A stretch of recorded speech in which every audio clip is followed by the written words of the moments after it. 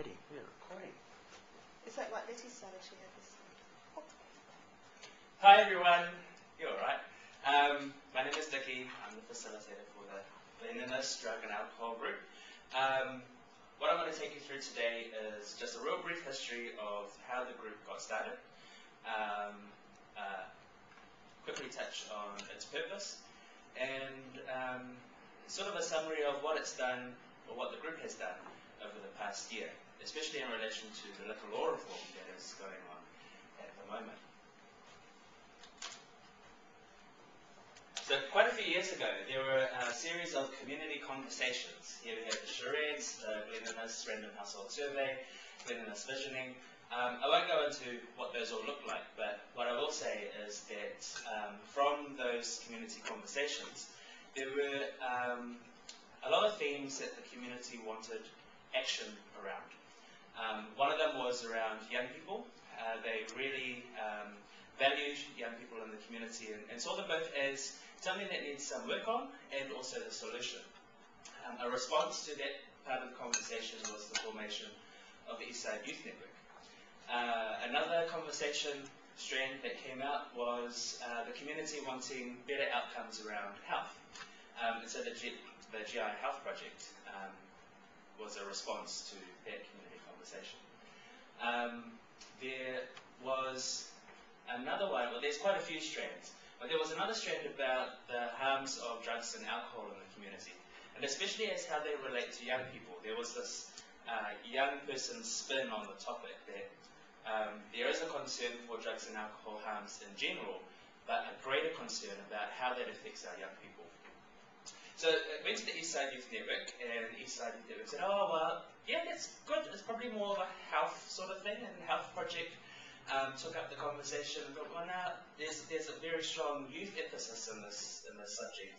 And by their powers combined, about 5 years ago, they had a love child, and it was called the Cleanliness, Drug and Alcohol Group. And so the Cleanliness, Drug and Alcohol Group is made up of youth service providers, health service providers, and local residents. Their purpose is a lot of words, but I'll sum up that by saying that the purpose of the group is to provide a space in which community can have these conversations and then support the community through actions that seek to minimize the harms of drugs and alcohol, especially with young people in the Cleanliness community. There's a lot of overlap between Cleanliness, Point England, Panmure. It's a very mobile community between those spaces. People have family in the different suburbs. So although it's called the Cleanliness Drug and Alcohol Group, the group is always inclusive of the wider whānau in the area. The group has employed, in recent times, two key strategies. The first is developing youth leadership, which has resulted in the Changes Youth Movement. And they did that as a way of building up protective factors amongst our young people in our community, taking a strengths-based approach. And that in itself is a completely different presentation, because what I will focus on is the second strategy, which is influencing national policy.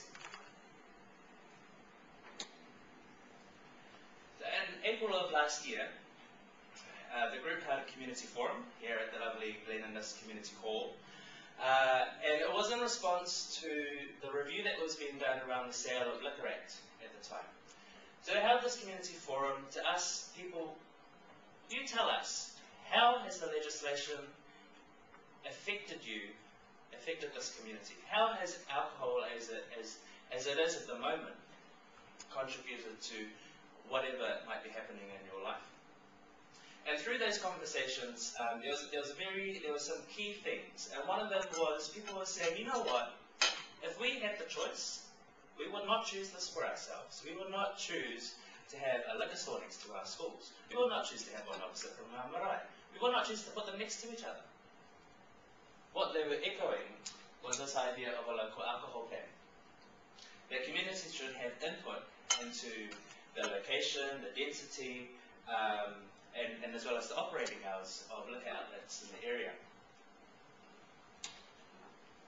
They also talked about young people again, and we're calling for an increase in the age.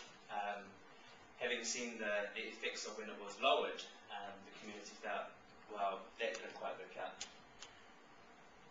Another one was around price. The community felt that, you know what, we don't mind a beer at the barbecue, but when it's so cheap that you can drink all weekend long, there's something a bit wrong about that. And so here's an example of a promotion by Fenchurch Liquor, the famous Fenchurch Liquor, which is the country's largest independent liquor outlet, which also shares the same block as our local high school. And here their latest special is, you can't see it, 24 RTDs for $24. It's $1 a bottle. Cheaper than water, or cheaper than milk.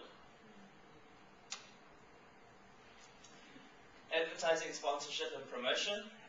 The community also felt that, well, look at it, sadly.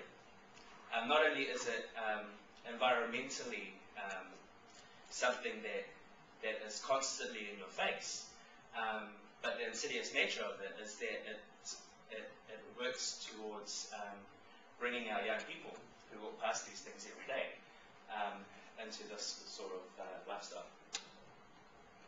They also talked about, well, what are some other harms that come about from this? And so they called for better restrictions around the driving limits. And another thing that came up was, well, okay, so what if someone in my family has a drinking problem? Who can I call? Where can they go? And so they were calling for increased access to treatment services. So if you're familiar with Professor Doug Salmon's 5+ solution, you'll see that, well, it's actually the same thing.